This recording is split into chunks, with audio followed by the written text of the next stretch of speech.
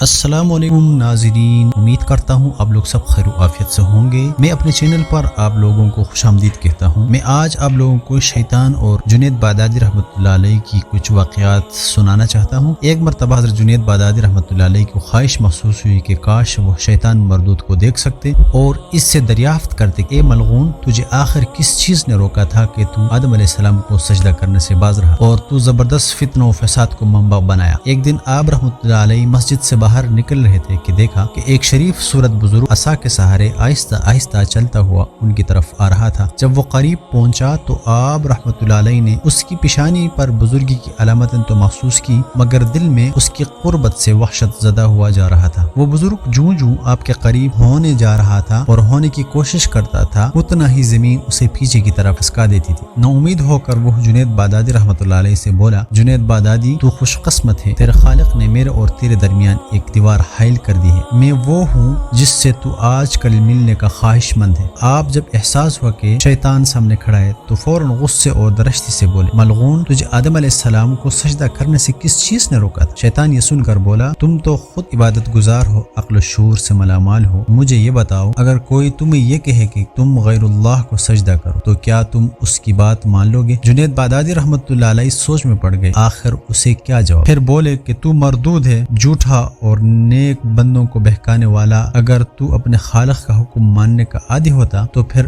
اس کے حکم سے سرتابی کی مجال نہ کر پا، کیونکہ تجھے سجدے کا حکم دینے والا بھی تو وہی احکم الحاکمین ہے، تو سجدہ کر دیتا۔ ابلیس نے یہ سنا تو چلا کر کہا، جنید رحمۃ اللہ علیہ، آج مجھے خدا کی قسم تو نے جلا ڈالا اور پھر نظروں سے غائب ہو گیا۔ ماشاءاللہ، یہ ہماری بزرگوں کا حالات تھے اور ان کے زبان سے نکلی ہوئی بات جو ہے نا، شیطان بھی ڈر کر بھاگ جاتے تھے۔